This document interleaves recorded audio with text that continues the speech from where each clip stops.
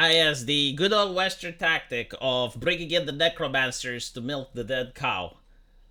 How much money did they keep milking from these IPs? Like, at this point, you notice that there's more money invested to make remasters of these games than there was money invested to make the games in the first place. Like, you would think that they could save the cash in order to make another, like, God of War spin-off that is in the style of the first three, but no, of course they're not going to do that because that requires creativity.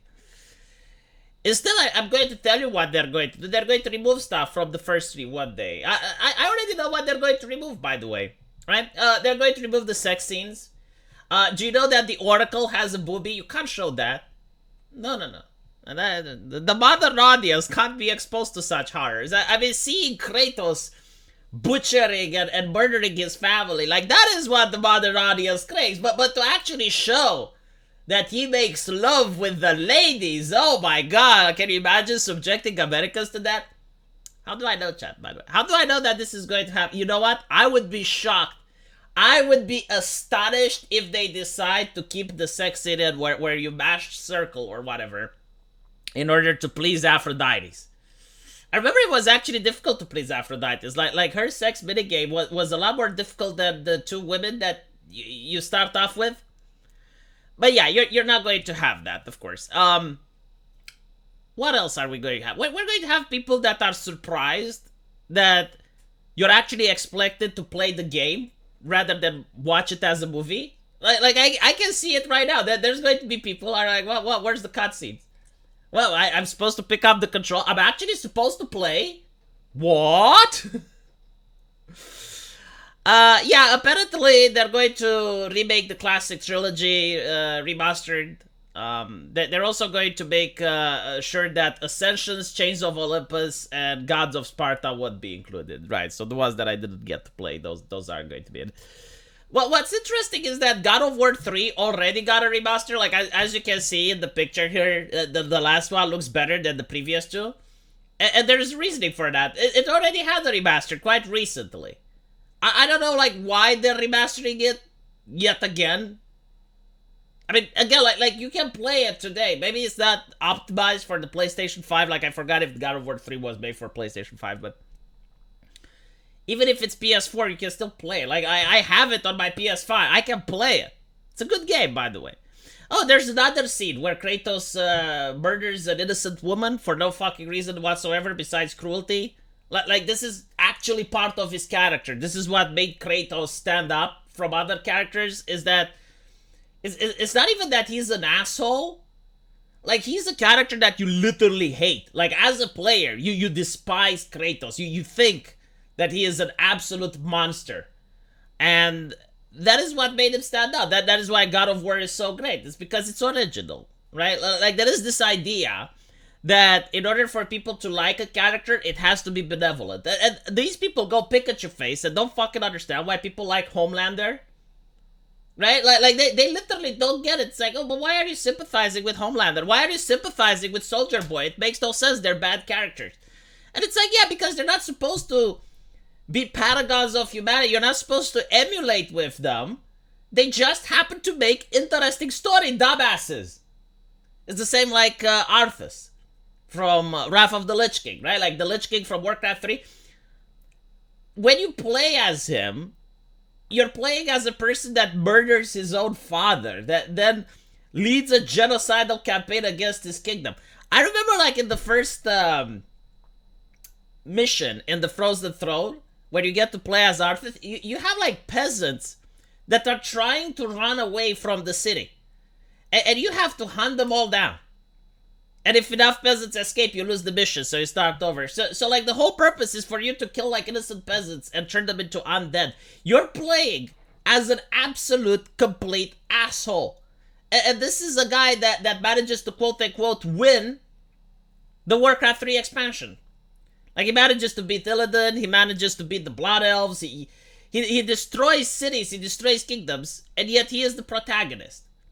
And people love that. Like Warcraft 3 is considered to be one of the most popular video games ever made. Especially the campaign. And the reason for it is that you do play as the asshole. And people don't want to be like Arthas. People don't like Arthas. They don't even want him as a friend. It's just that his character is original and stands out. Because in almost every single video game, you get to play as the hero. But in this game, you get to play as the villain. So the experience is different, right? Like, you kind of get used to how it is to play as a hero and save the kingdom. Like, you've played those games 50 times. What is it like to play as the villain? And to have an actual villain, right? So, like, Kratos is an actual villain. Like he is definitely a character which stands out. And the way he stands out is by murdering innocent people. And there is this level in God of War 3 where you go into Poseidon's bedroom and he happens to have a woman there. And it's obvious that she's a sex slave. Like, it's obvious that she doesn't want to be there. So you think that Kratos is going to rescue her. But instead what he does is he picks her up. And he doesn't hurt her or anything. But he places her under a gate which was closing itself, right? So he uses her body in order to get crushed by a gate so that Kratos can go underneath. Like, she uses her body as I guess, like the way you would use a piece of wood to hold the gate open, right? Like, the amount of cruelty that this character is capable of, I don't even know how many other villains in video games or in entertainment are like Kratos. But if you play like the God of War 3, like there is no redeeming this guy. Like he is insanely evil, and it's like one of these types of evil that he does just for pettiness sake.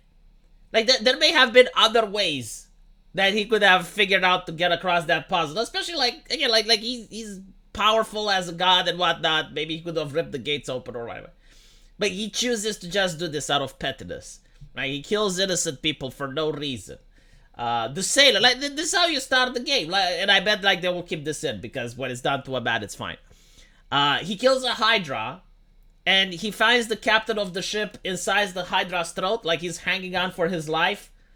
And Kratos takes the key from the Hydra's captain's neck and then throws him into the Hydra's throat, murdering him.